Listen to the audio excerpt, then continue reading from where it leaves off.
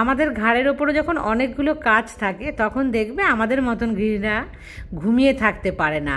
তারা না অনেক সকাল সকাল উঠে পড়বে। যেমন আমার ঘাড়ের ওপর যদি কখনো অনেক কাজের চাপ থাকে তাহলে কিন্তু আমি অনেকক্ষণ ঘুমিয়ে থাকতে একদমই পারি না।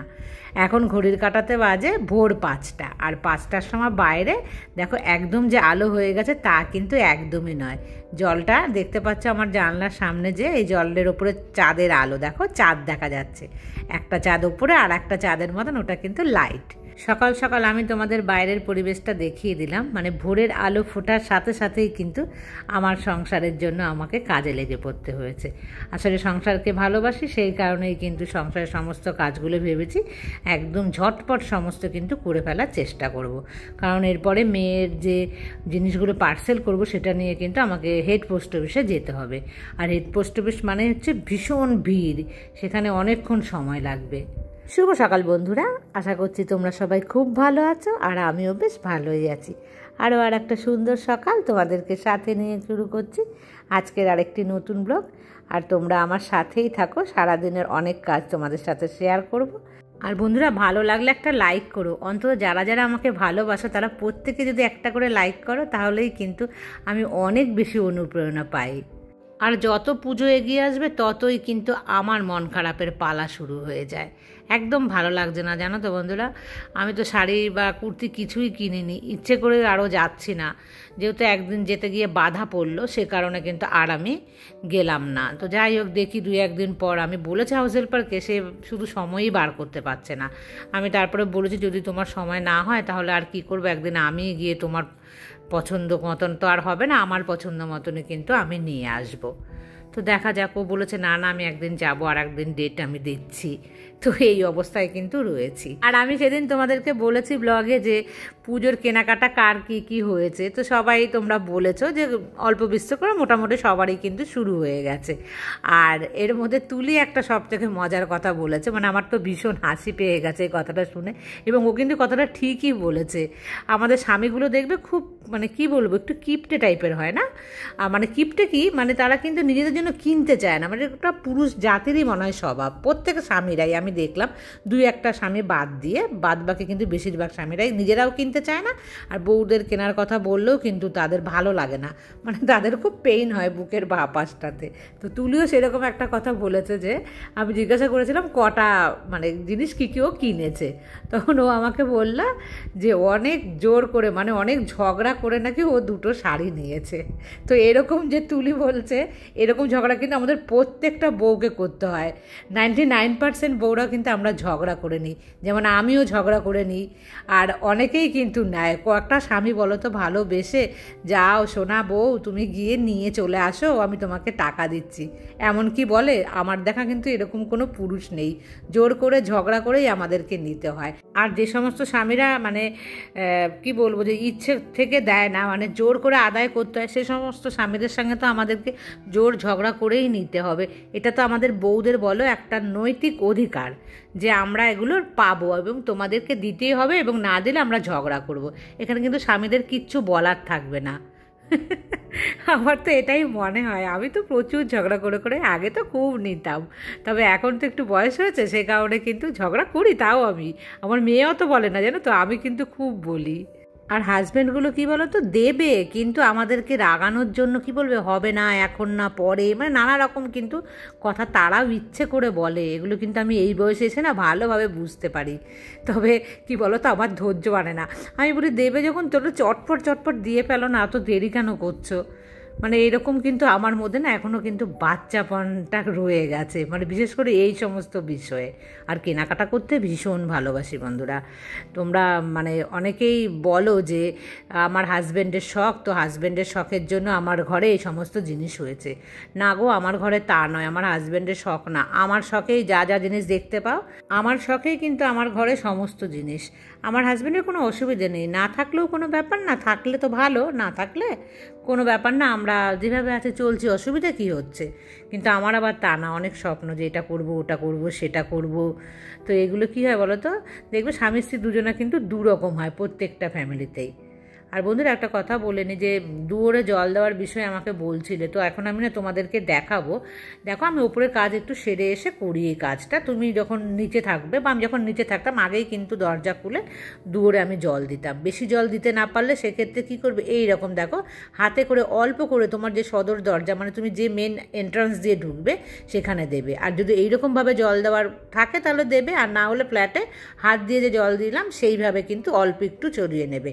আর তার আগে যদি সম্ভব হয় একটু ঝাড়ু দিয়ে দিলে। আমি যেহেতু এখন আর বাইরে বেরোবো না, আমার হাউস হেল্পার আসবে, ও করবে, সেই জন্য কিন্তু আমি ছেড়ে দিলাম ও কাজটা। সামনে দরজায় দিলাম আর পেছনের দরজা, মানে যেখান দিয়ে আমি বেরোবো সেই দুটো দরজাতে কিন্তু আগে আমি জল দিয়ে দিলাম। যদি জল দেওয়ার ব্যবস্থা না থাকে তাহলে ছিটিয়ে দেবে, এইভাবেই কিন্তু করবে। আর পুজোর একটু মানে কাঁচা ধোয়া শুরু করলাম, মানে এই পাপোশগুলো, এগুলোকে তো সচরাচর ধোয়া হয় না।